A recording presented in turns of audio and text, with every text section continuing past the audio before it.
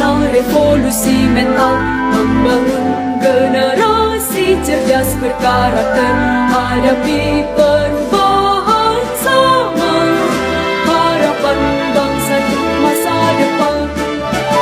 Tingkatkan moral dan keilmuan, wujudkan generasi emas Indonesia, satukan citra dalam ragam budaya sebagai pelajar Pancasila. Beriman, bertakwa, berakhlak mulia, berkebinekaan global, gotong royong dan mandiri, bernalar kritis juga kreatif.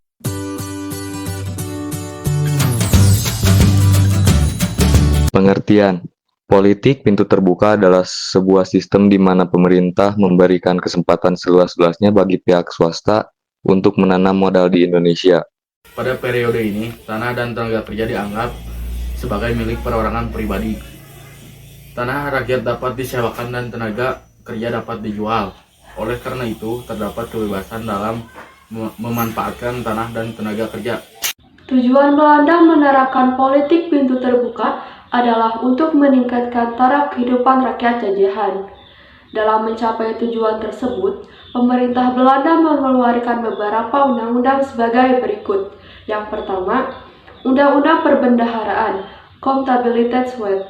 Undang-undang yang dikeluarkan pada tahun 1864 ini mengatur setiap anggaran belanja Hindia Belanda yang harus disahkan oleh parlemen dan melarang mengambil keuntungan dari tanah jajahan. 2. Undang-Undang Gula atau Suikerswet. Undang-undang yang disahkan pada 1870 ini mengatur perpindahan monopoli tanaman tebu dari pemerintah ke tangan swasta. 3. Undang-Undang Agraria atau Agraringsgewet. Undang-undang yang dikeluarkan tahun 1870 ini mengatur tentang dasar-dasar politik tanah. Faktor pendorong dijalankannya politik pintu terbuka. 1. Jawa menyediakan tenaga buruh yang murah. 2. Kekayaan alam Indonesia yang melimpah. 3. Banyaknya modal yang tersedia karena keuntungan sistem tanah paksa. 4. Adanya bank-bank yang menyediakan kredit bagi usaha-usaha pertanian, pertambangan, dan transportasi. Selanjutnya, pelaksanaan politik pintu terbuka. Politik pintu terbuka berlangsung antara tahun 1870 sejak peresmian Undang-Undang Agraria hingga tahun 1900. Seiring dengan dimulainya pelaksanaan politik pintu terbuka, para pengusaha swasta barat mulai berdatangan ke Hindia Belanda. Mereka menanamkan modal dengan membuka perkebunan seperti perkebunan teh, kopi, tebu, kina, kelapa sawit, dan juga karet. Dampak positif politik pintu terbuka yang pertama, sistem tanah paksa yang memberatkan rakyat dihapuskan. Yang kedua, rakyat Indonesia mulai mengenal arti pentingnya uang dan mengenal barang-barang ekspor dan impor. Yang ketiga, dibangunnya fasilitas berhubungan dengan jalan, rel kereta api, jembatan, dan irigasi, waduk, dan bendungan. Dampak negatif politik pintu terbuka. 1. Rakyat semakin menderita karena ditekan oleh pemerintah dan swasta. 2. Adanya eksploitasi rakyat pribumi dan lahan produktif secara besar-besaran. 3. Kehidupan penduduk merosot tajam karena dipaksa untuk menyewakan tanahnya kepada pihak swasta dengan biaya sewa yang sangat murah. Assalamualaikum warahmatullahi wabarakatuh. Halo semuanya, kami dari kelompok 3 akan mempresentasikan mengenai tanah paksa pada tahun 1830 sampai 1870. Tanah paksa adalah era yang paling eksploitatif dari masa praktik ekonomi Hindia Belanda. Kemudian, sistem tanah paksa juga merupakan sistem yang paling kejam dan juga keras selama atau dibanding dengan monopoli FOC karena di sana terdapat target penerimaan negara yang sangat dibutuhkan oleh pemerintah. Pelaksanaan tanah paksa, penduduk desa diharuskan untuk menyerahkan sebagian tanah pertaniannya untuk ditanami tanaman ekspor, sehingga banyak terjadi sewa menyewa antara pemilik tanah dengan pemerintahan kolonialisme secara paksa. Tanah paksa, 1. Diadakan persetujuan dengan penduduk agar mereka menyediakan sebagian tanah untuk ditanam tanaman ekspor. 2. Tanah yang disediakan tidak melebihi dari tanah yang dimiliki. 3. Pekerjaan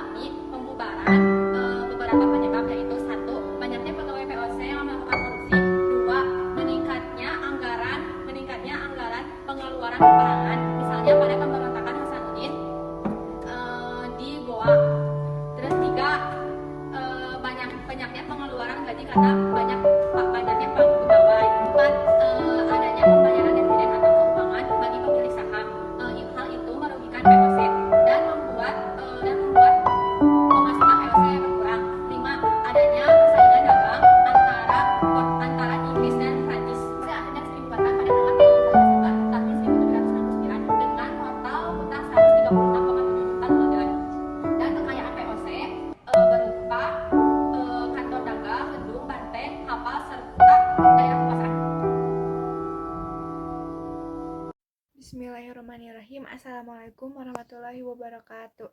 Kami dari kelompok 4 akan mempresentasikan tentang kebijakan pintu terbuka. Saya ingin memperkenalkan diri, nama saya Aisyah Najwa Iqbal dan rekan-rekan saya yang bernama Alia Syafira, Deari Putri, Hatim Asyarif, M. Nabil, M. Fadil, Rantika Dela Rosa, dan Widya Nursipa. Pengertian dan tujuan. Politik pintu terbuka adalah sebuah sistem di mana pemerintah memberikan kesempatan seluas-luasnya bagi pihak swasta untuk menanamkan modalnya di Indonesia. Tujuan Belanda menerapkan politik pintu terbuka adalah untuk meningkatkan taraf kehidupan rakyat jajahan.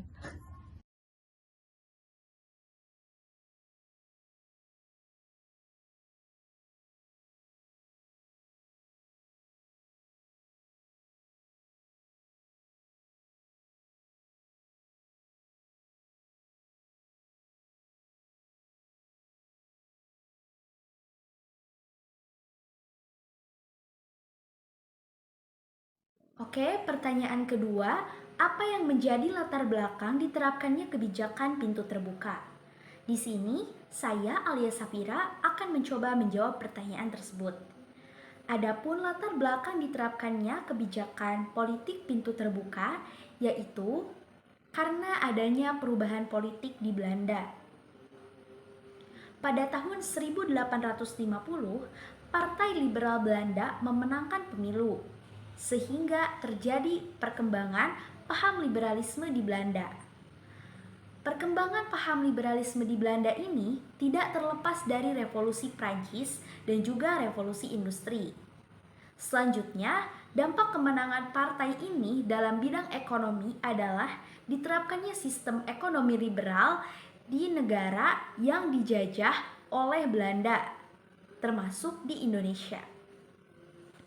Pertanyaan 3. Sebagai landasan dari penerapan sistem ekonomi terbuka, maka Parlemen Belanda meluncurkan 2 undang-undang. Apa nama undang-undangnya dan kenapa dibuat undang-undang tersebut? Pembahasan. Sebagai tindak lanjut dari kebijakan pintu terbuka, maka Parlemen Belanda meluncurkan 2 undang-undang, yaitu Undang-Undang Agraria dan Undang-Undang Gula pada tahun 1870. 2 undang-undang tersebut menjadi landasan hukum diterapkannya sistem ekonomi liberal di Hindia Belanda. Bagi Belanda dan kaum swasta asing, kebijakan ini berhasil menarik minat banyak penguasa swasta, baik asing maupun penguasa etnis Tionghoa untuk menanamkan modal di Indonesia. Sekian dari kami, mohon maaf bila banyak kekurangannya. Wassalamualaikum warahmatullahi wabarakatuh.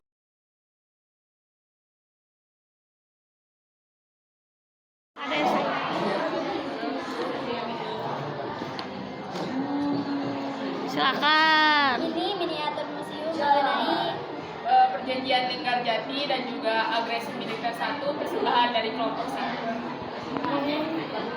ini miniatur tentang KTN Perjanjian Revel dan agresi militer 2 dari kelompok 2. Ini miniatur museum Dari PDRI, serangan umum 1 Maret, dan perjanjian Roem-Royen dari kelompok 3. ini miniatur Mengenai Konferensi Inter-Indonesia, Konferensi Meja Bundar, dan Republik Indonesia Serikat dari kelompok 4. melihat bawa semua dikeluarin lain lah yang pemimpinan ya sudah ya terima kasih Terbuat dari naon, dari seribu desain kayu diwarna bagus menarik Pohonnya bagus sekali. Siap, halus. Mana ada permen aja. terima kasih yang melihat Iya, mau blender. Apa tuh gangster anu di lapangan kiri kan? Iya, rakit tiguling, Bu. Rakit tiguling, Bu. udah Silakan. Ini para buatnya, ya Ibu. terima kasih ya yang sudah mau melihat pertanyaan yang pertama negara apa saja yang ada di Komisi 3 negara? Iya. Turun. 1, 2, 3. Jawaban. Silakan di depan.